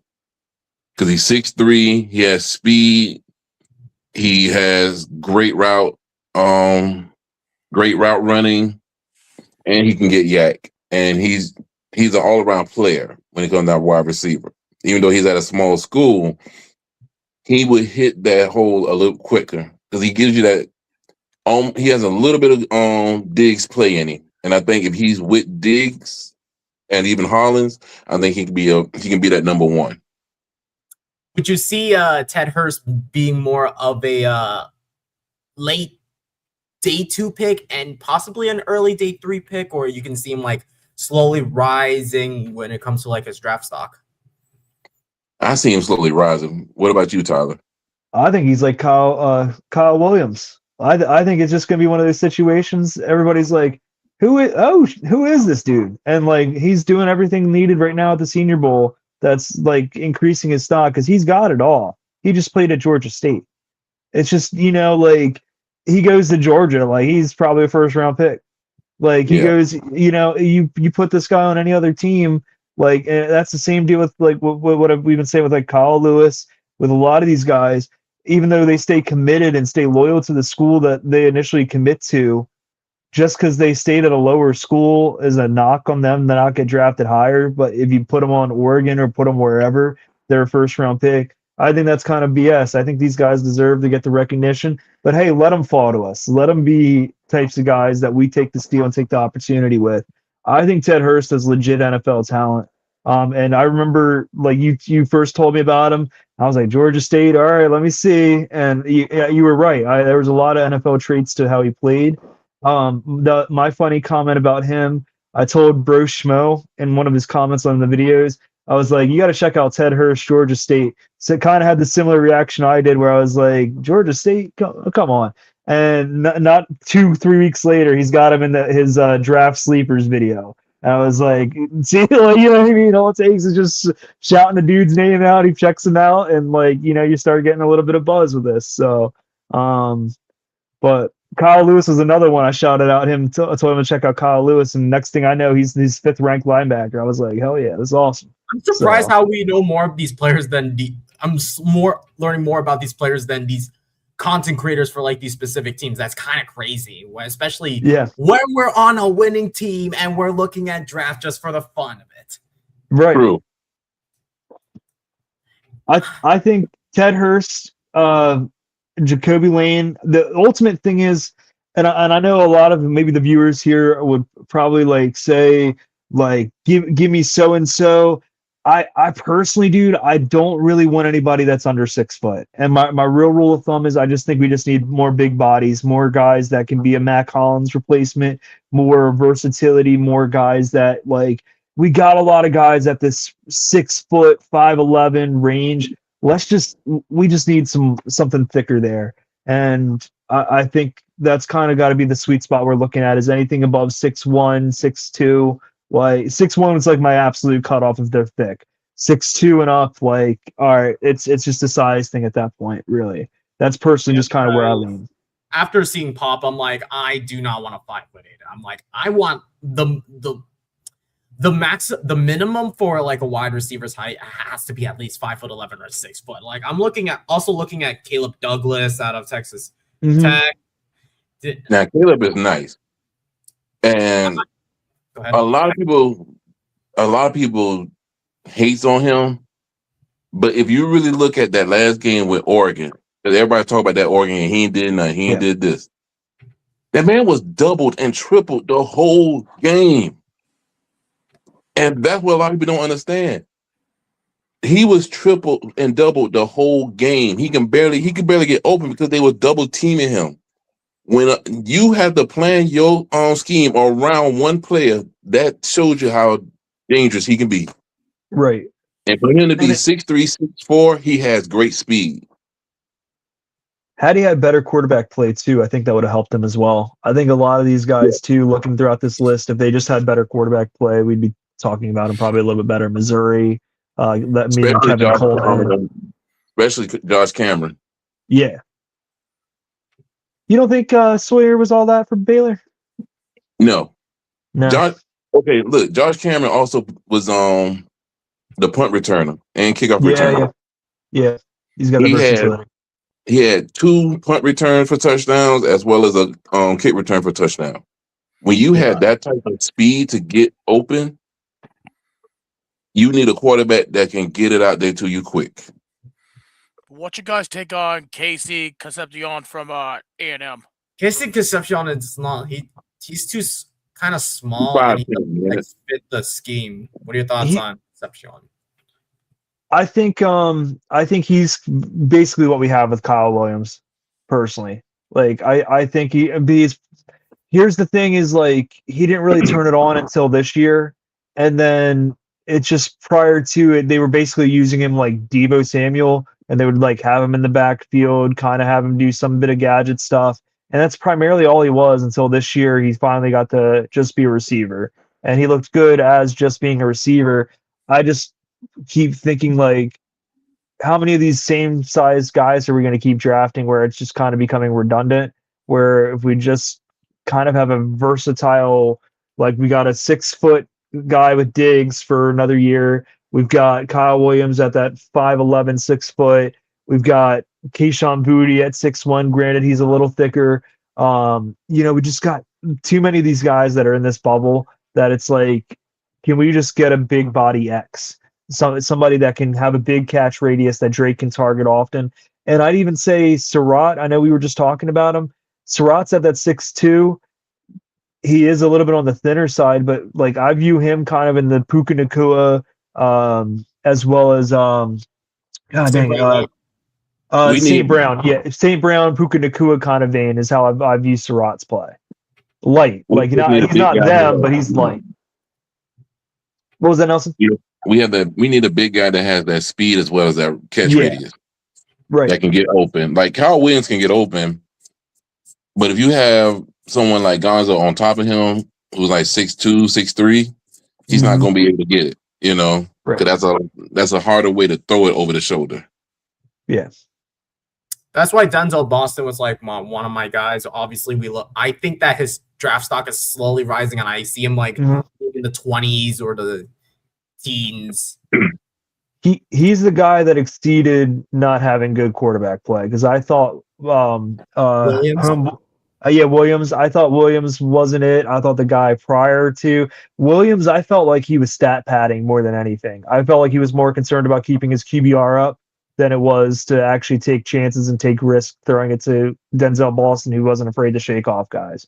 And he was like behind Ndunze, McMillan, and he stayed loyal. He also stayed loyal to Washington even when they lost their coach to Alabama. Like he stayed with Washington. That's another guy that I think he's big body, 6'4".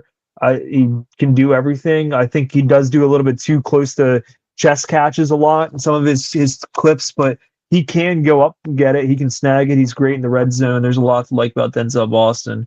If we can get him I think he's worthy of us taking him at 32 if somehow he were to fall there. I think it's kind of out of the question.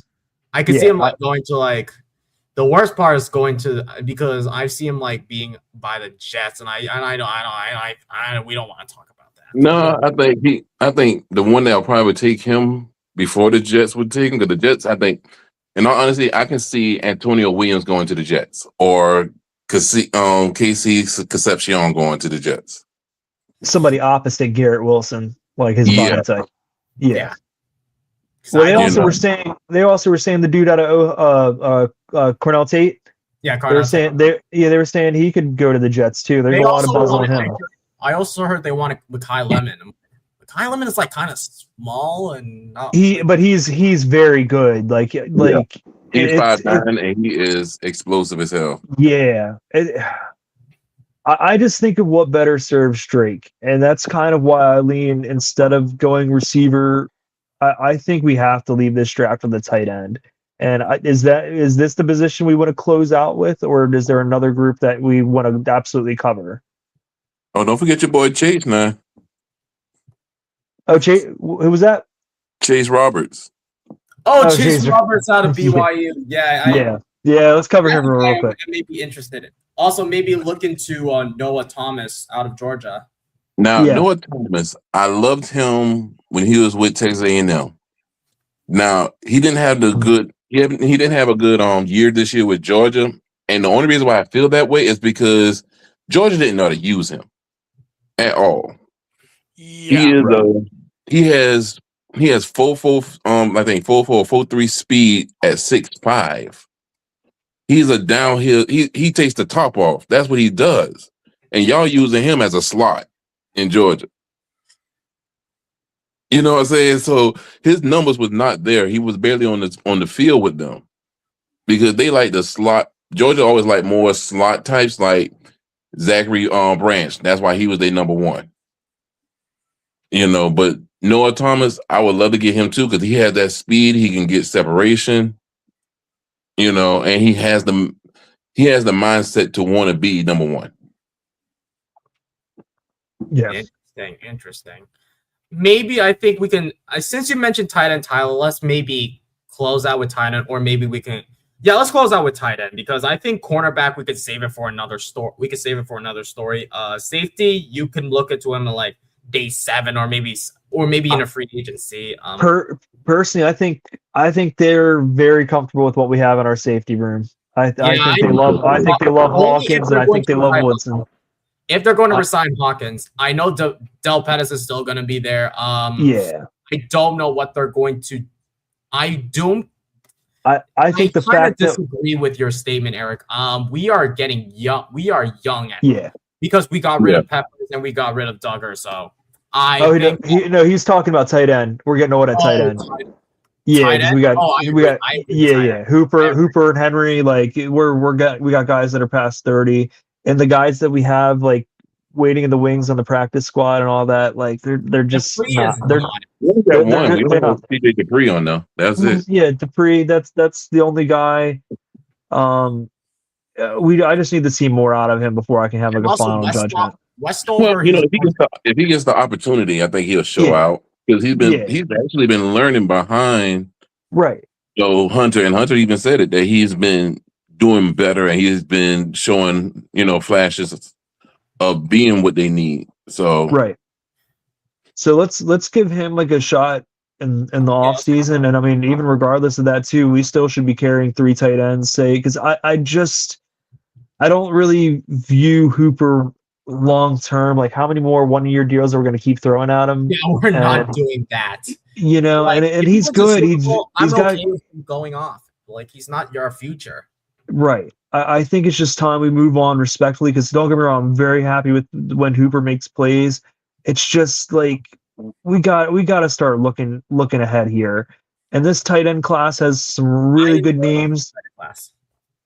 And so let's at least just talk about the guys here at the Senior Bowl. We have Josh Cuevas. A lot of people like him out of Alabama. I personally wasn't thrilled with his tape.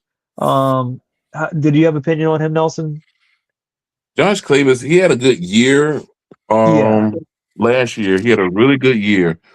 But I think the reason why he didn't have a good year this year is because Ty Simpson don't use the tight ends. Right. He only wants to get.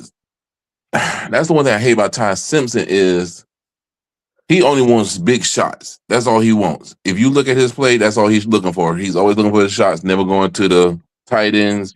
He barely want to go to his running back. So he's always, so the tight ends didn't have much of a good year with him there. But he was a good player when I saw him before. Yeah, I've got other complaints about Ty Simpson, but I'll keep them to myself for now because we're not covering it. I never been a big fan of Ty Simpson at all here. Never been a big fan of him here. Yeah, we are not going to focus on quarterback because I feel like quarterback is going to be one of those meaningless picks. When we talk about so basically I'm looking at this list.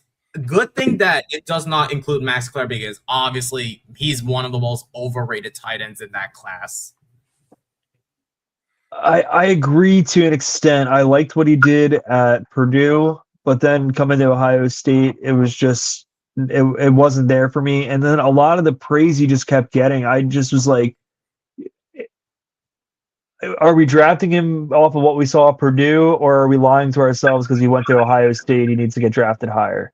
That's kind of where I sit on it. Like, are you just drafting him because of the school he went to, or are we talking about because Eli Stowers deserves a hell of a lot more talk about than Max Clare?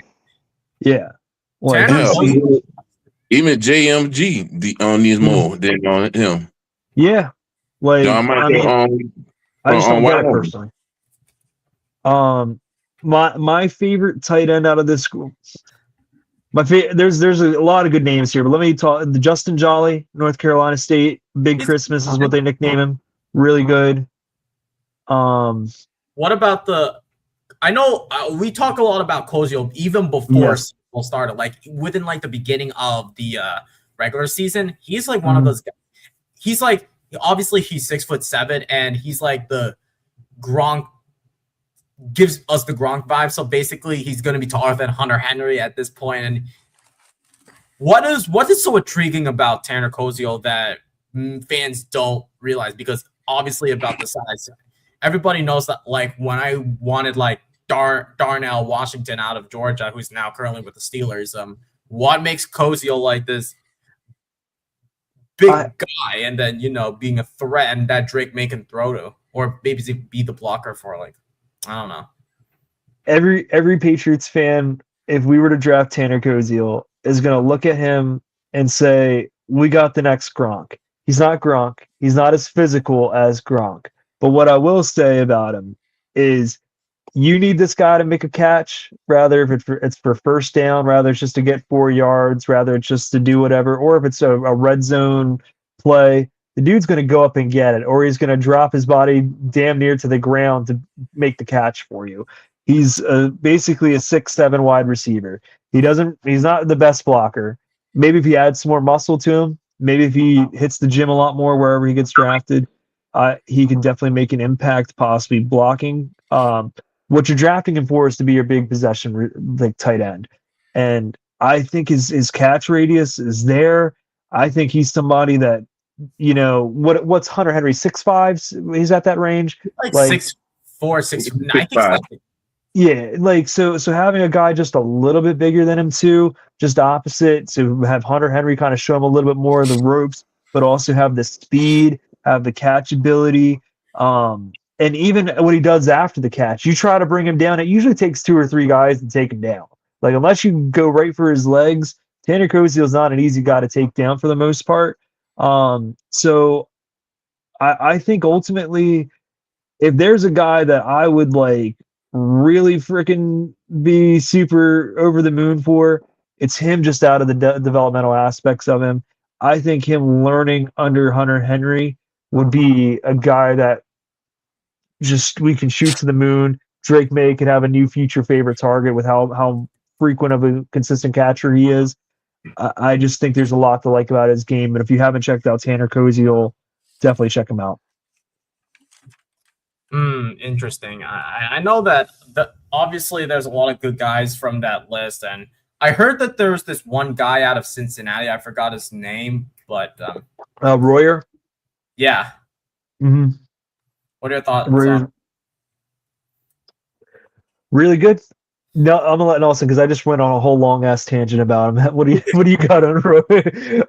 I don't want to keep stealing everybody's thunder and Cameron's time.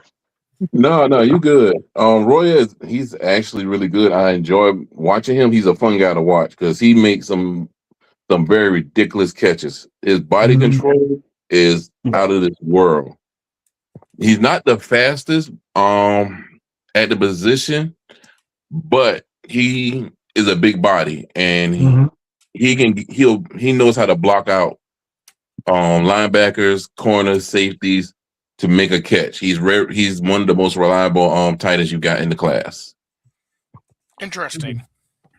That is really cool. And especially we need these kind of hands because obviously our tight ends have been reliable and Drake May thrives through tight ends. So it's like, I don't understand why Josh McDaniels is going.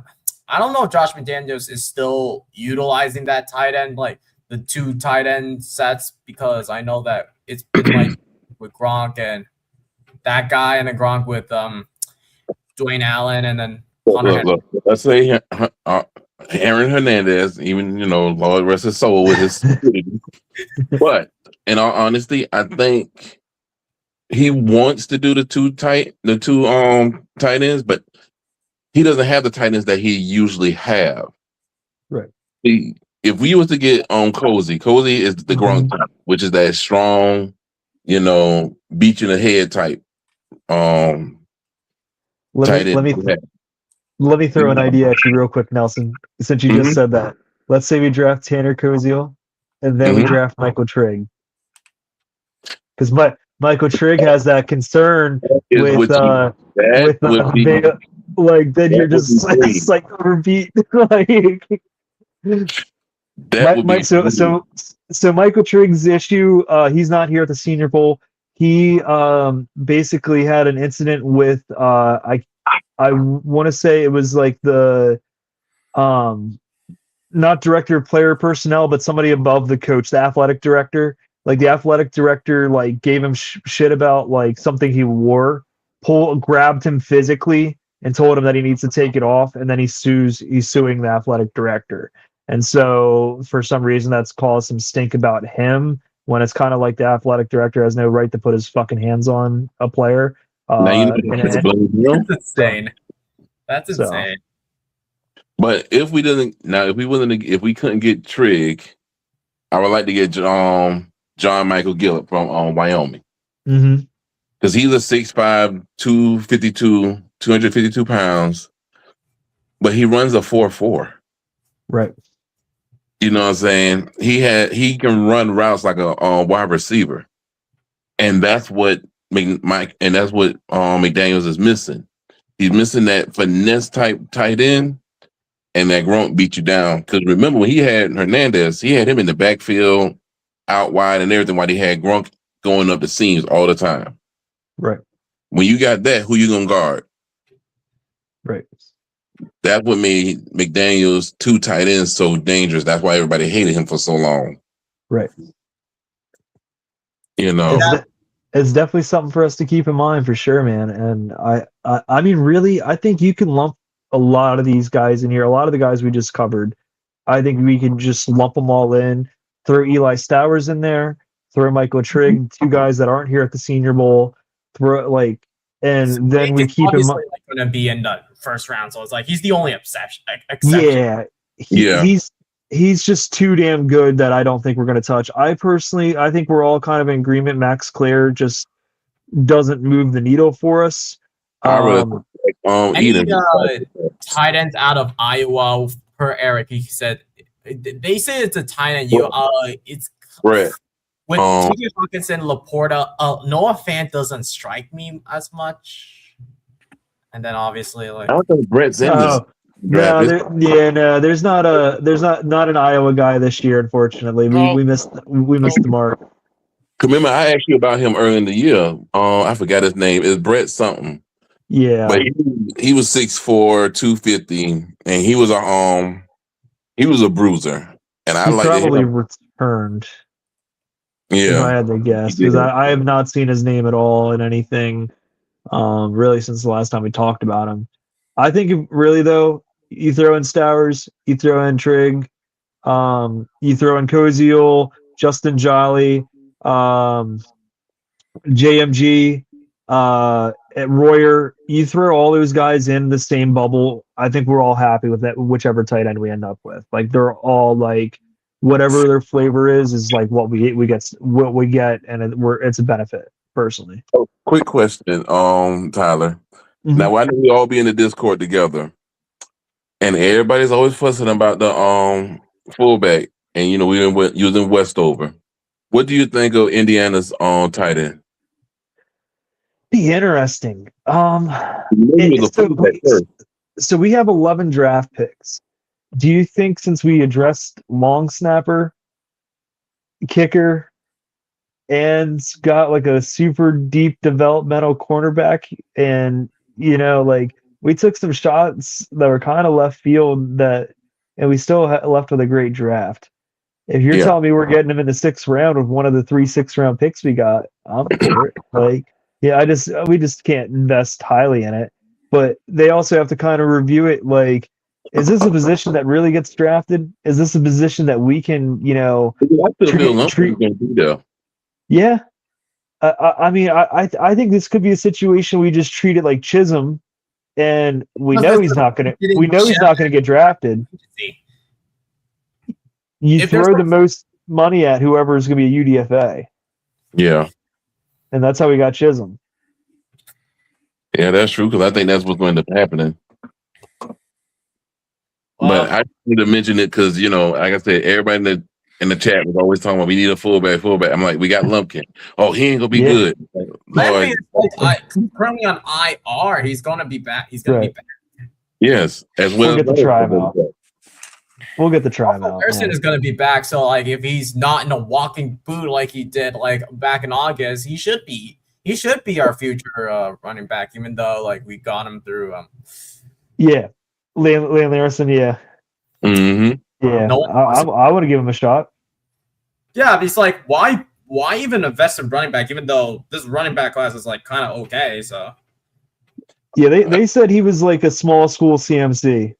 So I think it's worth. That's why I don't even really want to look and really spend a lot of time looking at running backs for us, because it's just quarterback is pointless. Cornerbacks, unless you're worried about like the health of the players, but safety, it's whatever. It's a really good class. It's just I don't see us investing in it.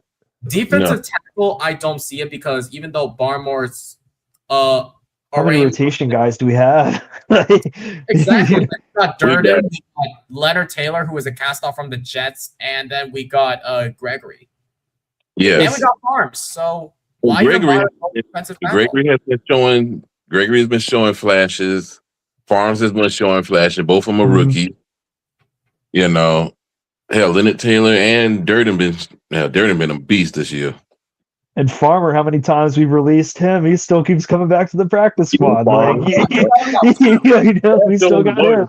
That shows. Yeah, we drafted Farmer. Yeah. We drafted Farmer last year. He's meant to be a developmental guy, and he's also recovering from an injury. No. Farmer's actually been playing. He's talking about Jeremiah Farms. Farms, oh goodness gracious, yeah. I'm sorry, Farms, yeah. Well, we still Farms keeps going back to the practice squad. I get the Farmer mixed up sometimes. He done been to this practice squad about 4 times. 2 this year, 2 last year. So. He can't quit you. You know what? I love this comment from Eric. We don't need a fullback. We got Tonga. If they resign Tonga, yeah, that's true. Oh, they gonna resign Tonga. I'm not even worried about that one. Love you, Eric. Well, that's going to be it for today's edition of Patriots Draft Hub. Any final words, boys, before we log off? No, what you got? You got anything, Tyler?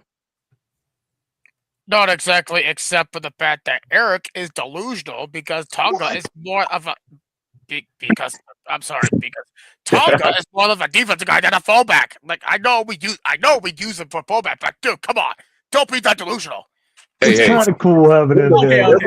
Who was a tight end for the longest, but he was actually the linebacker. Well, I think that yes.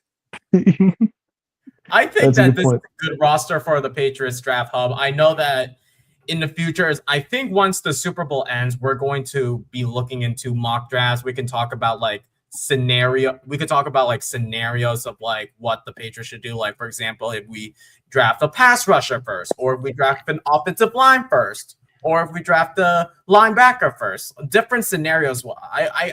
I'm excited if we can do like we could start doing like bringing back the mock draft live streams, and maybe what I did last year, which was a mock draft party where I basically invite everybody, like a few people, to work on a large ass mock draft through a perfect site that I think would be free for all of us, and then work our way like what we did last year.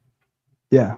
We also still have my site, which is soon here to drop. I swear to you, it's coming. I had to fix everybody that kept returning to school, and I even found one today that I missed. Rod Moore, why the hell did you go back to Michigan? So I got to find another guy to make up something for. And we will cover the combine too. So, but for me, I'm super happy I get to talk draft with you guys. This is a great thing for me. I'm actually having a child here in March, so I'm gonna probably miss a lot of the draft coverage. But if there's any chance and opportunity I have with the free time I have not being a dad currently, I'm happy to be here, happy to talk about this stuff. But unfortunately, like once March comes, I will be kind of out of the picture for any kind of draft coverage. But feel free in the meantime, if anything, if you got questions on any of these guys, I'm a message away, rather on Twitter. Just hit me up on PaperWavesDE, or just message me in the Discord chat. Follow right here, right corner. Go ahead and click that QR code. Join us, talk to us. I'm always available at any moment and message. But I always enjoy chatting with you guys as much as I can. And go Pats! I'm happy to be here. Yeah, I definitely enjoy working with you guys. This is definitely a good crew for the Draft Hub. I know that, Tyler, you said that you're going to have a baby boy. Congratulations. So thanks, look at you, sir. Look at you. I know. gets to watch the Super Bowl on his mama's belly. He's a Pats fan.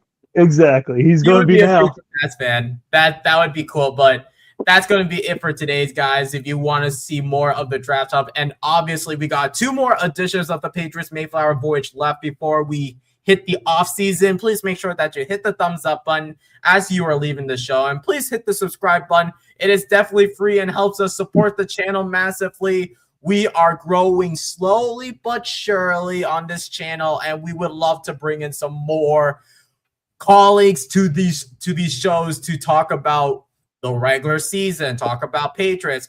We're going to talk about free agency. We're going to talk about some off-season news, and obviously our favorite subject, drafts. Who doesn't love drafts? And I know people, this is what I don't understand. Even though we're so good, people get pissed why we're doing mock drafts when we're in the postseason. It's fun. Like, at least we're not talking about like tanking for a draft pick. Like, it's pointless. Yeah, we're not acting like the Jet fan. Could be worse. We could not even have a head coach right now. I know, right? Yeah, there's more players in the later rounds. Right. Tanking is for bitches. I'm sorry. No, that is true. That is true. But as always, ladies and gentlemen, the Miami Dolphins and the Jets like that. Heck, even the Raiders. All right, guys. And as always, ladies and gentlemen, go Pats. Go Pats. Peace out.